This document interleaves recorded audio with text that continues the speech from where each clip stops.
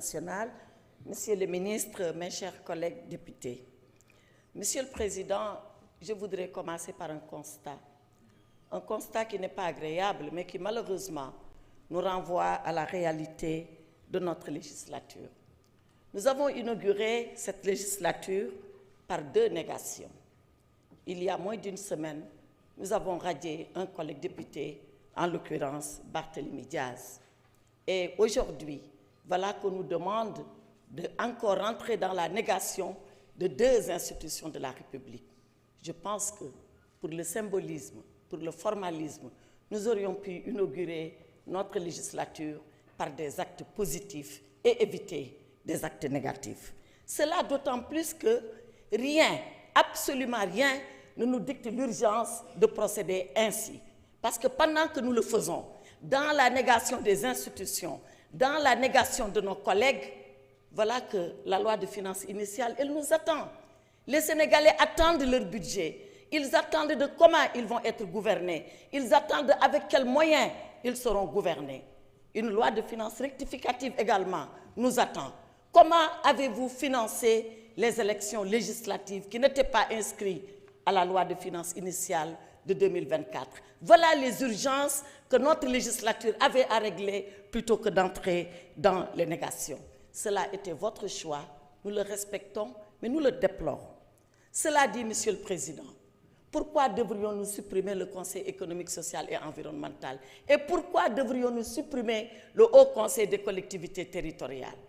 Le Conseil économique, social et environnemental existe depuis 1961. C'est une institution aussi vieille que l'indépendance du Sénégal. Et vous demandez qu'on le supprime. Mais quelle est l'opportunité de le supprimer? On nous dit, et je reprends l'exposé des motifs. L'exposé des motifs qui est d'ailleurs très sommaire dans ses arguments. L'exposé des motifs nous dit, sous ce rapport, le contexte national actuel laisse apparaître le besoin de resserrement de nos institutions. Besoin de resserrement. Il y a des institutions qui sont consubstantielles à l'État. Il y a des institutions qui sont vitales à la démocratie. Il y a des institutions qui sont tout simplement nécessaires pour le dialogue que nous devons avoir, les institutions et les citoyens. C'est le cas du Conseil économique, social et environnemental.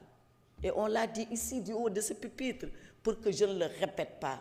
Je voudrais tout simplement reprendre l'honorable député Tafsir Choy. Qu'est-ce qu'il a raison de dire si le président, si le gouvernement pense que le Conseil économique, social et environnemental n'est pas nécessaire? Qu'a-t-il à recevoir les patrons? Parce que ce sont les patrons d'entreprise, ce sont nos capitaines d'industrie, ce sont les ordres professionnels qui dialoguent ainsi avec la présidence de la République et le gouvernement. Voilà à quoi sert le Conseil économique, social et environnemental. Et dans tous les pays du monde, dans toutes les démocraties du monde, vous retrouverez une telle institution.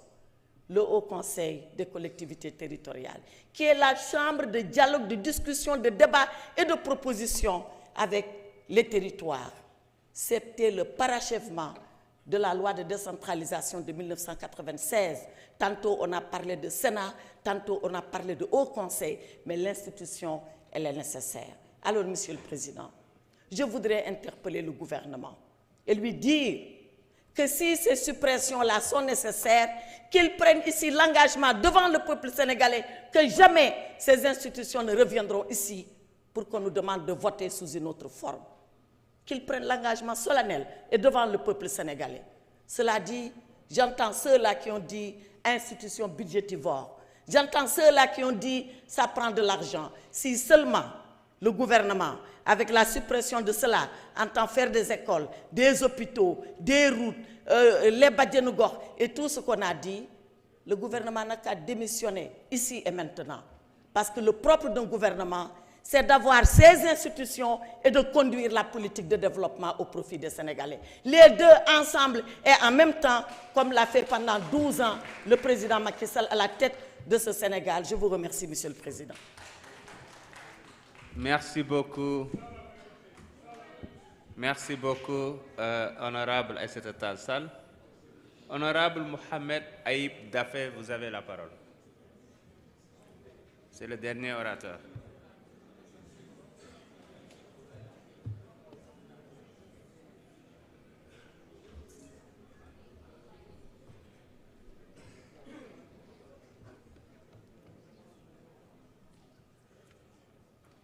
Merci, Président. Monsieur le ministre de la Justice, garde des Sceaux, Monsieur le ministre du Travail, de l'Emploi et des Relations avec les institutions, chers collègues, maa ngi leen di nuyu di wax ni rek projet de loi bi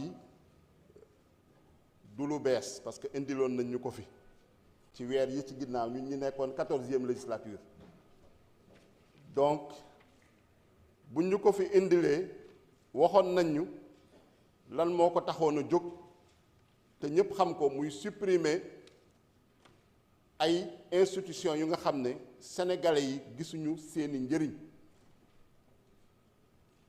institutions yu nga xam ne depuis bu ñu leen créé gisuñu lan nañu indil ci wàllum développement réew mi parce que tubaab dafay wax on ne peut pas être plus royaliste que le roi institution yooyu yu ci ëpp seen rapport président de la république nañ koy jébbal muy conseil économique social environnemental muy haut conseil des collectivités territoriales président de la république mooy nommé seeni chef d'institution mooy président haut conseil ak président conseil économique social et environnemental mooy nommé secrétaire généraux yu fa ne président de la république mooy nommé la majeure partie des membres de ces institutions là te gis nañ ñu nomination yu fi amoon lu ci ëpp composition bi c'est pas démocratique composition bi reflété wul diversité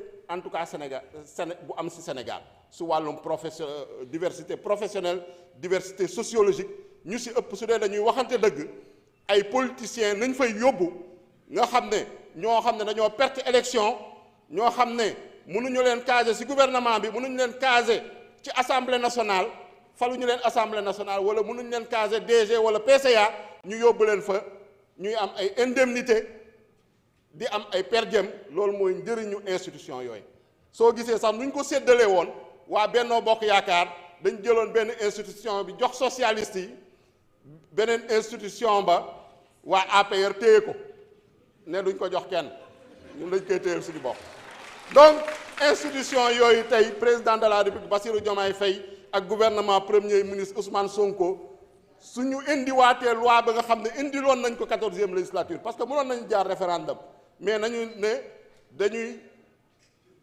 cëral assemblée nationale te 14e législature c'est vrai que amuñu fi woon majorité mais dañoo jàppoon ni waa Benno Bokk Yaakaar nañu comprendre ni sénégalais yi ñoo jox mandat président Bassirou Diomaye Faye sénégalais yi déjà joxe nañu seen avis ci institution yi ko soo fi génnee nga laaj sénégalais boo laaj da lay naan nga laaj ko institution yooyu mbat njëriñ la am da lay naan amul benn njëriñ donc su fekkee ne mën nañu économiser 75 milliards près de 76 milliards sax ci quinquennat Bassirou Diomaye Faye en supprimant ces deux institutions ñun le groupe parlementaire Pastef les Patriotes on va voter massivement ces deux projets de loi te yaakaar naa ne bu ñu fi nekkoon tamit en tant que député 14e législature voté woon nañ ko di wax ni du lu bees parce que démarche la ba nga xam ne c'est dans une démarche dans le cadre du référentiel des politiques économiques et sociales agenda national de transformation ba nga xam ne président de la République présenté na ko Sénégalais yi ko adopté ko déjà gouvernement bi c'est un gouvernement resserré avec 25 ministres et secrétaires d'État supprimé nañ fi bu yàggul la commission nationale de dialogue des territoires xamuñu dialogue des territoires kenn xamul sax ban njëriñ la am donc musuñu gis lan la dialogue des territoires daf donc tey ñu ñëwaat ñu au conseil des collectivités territoriales kenn défendre ko fi même opposition bi défendre ko ñoom seen ligne de défense mooy ne effectivement au conseil moom c'est indéfendable mais conseil économique social et environnemental am na njëriñ ban njëriñ la am nañ ñu ko démontrer c'est pas faire du mimétisme institutionnel naan existé na France existé na Belgique existé na xawma Luxembourg ça doit exister au Sénégal. Il vous reste 30 secondes. Donc il faut arrêter ce mimétisme institutionnel ñu jël nos responsabilités supprimer ces institutions réaffecter ces fonds-là wax nañ ko l'éducation en a besoin la santé en a besoin les infrastructures en ont besoin le peuple sénégalais a besoin de ces 75 milliards-là donc nous allons voter massivement ces deux projets de loi lu ci des nag loi de finances bi wax nañ ko lan mooy urgence bi institutions yi suñ ko supprimé wul mais il faut que ñu jël ko en compte dans la loi de finances madame la présidente Aïssata Tall. Merci. Il faut qu'on les supprime donc. Merci beaucoup. Jërëjëf. La liste des orateurs étant épuisée, je passe donc la parole à Monsieur le ministre de la Justice, garde des Sceaux. Monsieur le ministre, vous avez la parole pour 30